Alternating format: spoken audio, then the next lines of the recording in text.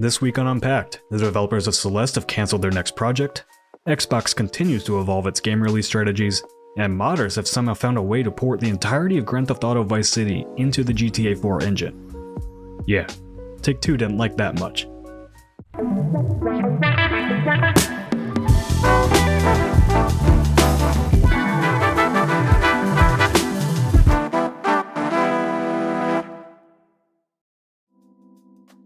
Last week, in a surprising announcement, Extremely OK Games formally disclosed the cancellation of Earthblade, their follow-up project to Celeste. In a blog post on their website, Extremely OK Games co-founders Maddie Thorson and Noel Berry explained the decision in detail. Ultimately, the choice to cancel Earthblade came down to a disagreement over IP rights for Celeste that was resolved between Thorson and Berry and Pedro Medeiros, another Extremely OK Games co-founder. While the specifics of the disagreement weren't detailed, the resolution ultimately led to Medeiros parting way with the Extremely OK Games team and focusing on his own project, Neverway. Thorson further explained that the development of Earthblade has been extremely challenging. The studio expanded after the release of Celeste to create something bigger and better with Earthblade, but according to the blog post, it seems that over time, their ambitions led to more stress than the team could handle. After Medeiros left the studio, Thorson and Berry decided to cancel the game altogether. Thorson did make it clear within the post that the cancellation was ultimately their decision. They're excited for Medeiros' next project, and anyone expressing anger towards them for their decision to cancel Earthblade would be unwelcome in their community. The blog post concludes by indicating that other members of Extremely OK Games have now left the studio, and Thorson and Berry plan to return to their roots, focusing on smaller scale projects and rediscovering the joy in their own creative processes. It's always sad to see the cancellation of a game, even more so from the developers of Celeste, which is a beloved game for pretty much everyone I know who's played it. However, one of the trappings I think a lot of indie developers do fall into is the bigger is better mindset after a big hit. While it's unfortunate that Earthblade is cancelled, I did like the honesty of this blog post from the developers explaining that the passion for the project seemed to have run out over time, and admitting to themselves that they bit off more than they could reasonably chew as they scaled up the studio. Scaling the core team up post-Celeste has ultimately been a failure, Thorson wrote, and that's okay. We gave it all we got, and life goes on. I think a lot of studios often make the mistake of not letting a project go when it's not working out, and often take their games to the early access model, hoping for things to work out there, and then get stuck developing the game infinitely, sinking more and more money into it, only for it to never release or hit 1.0. One studio I'm currently concerned about is Heart Machine, the developers of Hyper Light Drifter, Solar Ash, and the recently released Hyper Light Breaker, which has been struggling with its early access launch on Steam. Hyper Light Drifter was a critical and commercial success, selling over 1 million units. But since that release, Heart Machine has transitioned to making 3D games with varying results. Solar Ash received relatively strong reviews, but sales-wise doesn't seem to have made a splash. Hyper Light Breaker released in early access on January 14, 2025, and while it's seen okay sales, the press on the game hasn't been good, and the developers are fighting hard to get the reviews of the game trending in the right direction, as many panned the game at launch for missing a lot of quality of life features expected with PC releases in 2025.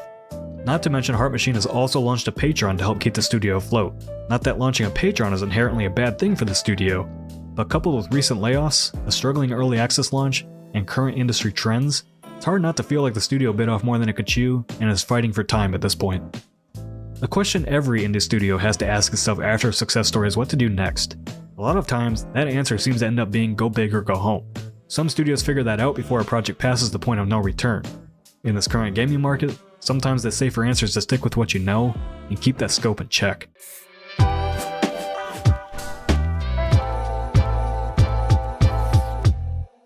Microsoft and Xbox have been pretty forthcoming about the strategy going forward for Xbox. Get their published games on as many platforms as possible. Previously, Xbox had been a bit coy about which games would be going multi-platform, but as of late, they are making it clear that none of their games are off the table. In an interview with Destin Ligari, formerly of IGN, but now independent under his own brand, Save State Plus, Phil Spencer discussed the direction Xbox is taking as 2025 gets underway. When asked if Starfield specifically would be staying exclusive to Xbox, Phil Spencer responded with a categorical no.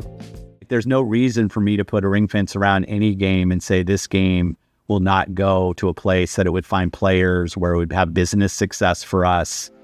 He continued on to explain that they want their games to be available to anyone who wants to play them, so that Xbox can continue investing in a great game lineup. He reiterated that Game Pass is important to the Xbox platform, but keeping their games off other platforms isn't a strategy that works for Xbox. And there's already proof that this is a winning strategy for Xbox, as their goal of becoming the biggest games publisher comes into focus. Video Games Chronicle reported that data firm Ampere released their report that Xbox was the biggest games publisher in the world in December 2024, with over $465 million being spent on games published by Xbox. Obviously, this was led by the release of Call of Duty Black Ops 6, but the more interesting detail in the report is that 64% of that money was spent on PlayStation formats. It's important to remember that both Sea of Thieves and Grounded saw sales success on PlayStation as well. Xbox just announced that Forza Horizon 5 is coming to PS5 this spring.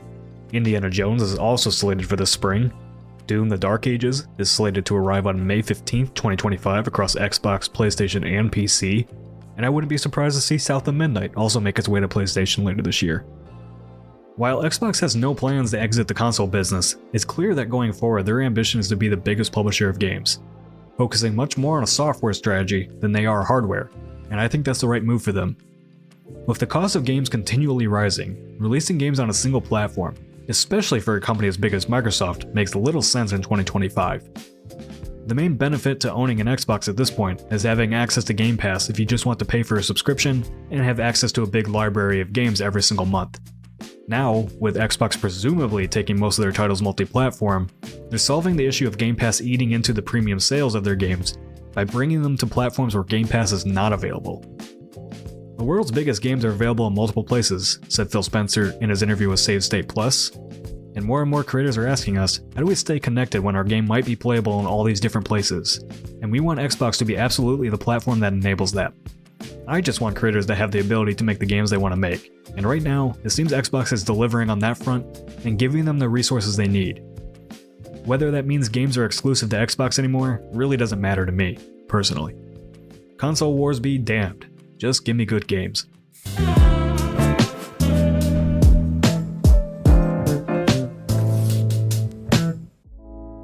A group of modders from Russia called Revolution Team has released a full conversion mod for Grand Theft Auto 4 that essentially brings the entirety of Grand Theft Auto Vice City into the GTA 4 engine. The mod includes a full map of Vice City and all of the game's missions, cutscenes, and side activities. We won't be hosting any content from it on Second Wind directly, but plenty of other YouTubers have been covering the mod, and it looks extremely impressive from the team of 4. As expected, however, Rockstar's parent company Take-Two was quick to go after the mod and its creators. After the public release of the mod, Revolution Team's YouTube channel was completely removed, which included all of their previously uploaded work that detailed the development of the mod. In response, Revolution Team has released the mod as a standalone release that doesn't require a copy of GTA 4 to install. Originally, you did require a copy of GTA 4 to install the mod. Again, we won't be linking to it here on the channel, but a quick Google search will take you where you need to go. It's important to note that Rockstar and Take-Two do have clear policies in regards to mods listed on their website. This includes a specific clause about importing assets from other Rockstar games into their own projects. Considering the modders are outside of US jurisdiction, it seems the route they took to fight the mod's release was directly through YouTube instead. It's expected that Take-Two will fight to take down the mod wherever it's posted, but now that it's out in the wild, not a whole lot the company can do about it at this point. I'll be curious to see if Revolution Team gets their YouTube channel back, pending removal of any links to the mod itself. And that's all for this week on Unpacked. Each week, I'd like to try and conclude the video with a positive story or at least something interesting. So if you find something interesting you think is worth covering, be sure to let me know in the comments. Thanks for all the feedback you left me with last week on how to improve the show, and we'll see you right back here at 10 AM Central next Friday as we break down the week's most interesting gaming news stories.